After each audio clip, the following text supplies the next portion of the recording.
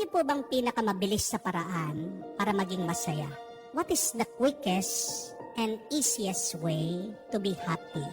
Ito po, yung tingnan mo sa buhay mo kung ano yung meron ka.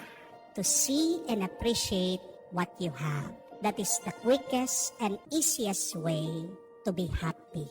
And what is the easiest way to be sad?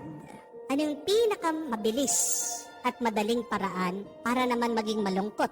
Yung tingnan mo sa buhay mo, yung wala.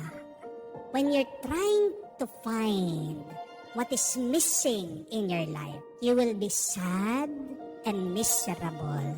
Ang kasabihan, happiness is not having everything, but happiness is being thankful for everything in your life. So the question is, are you thankful for what you have?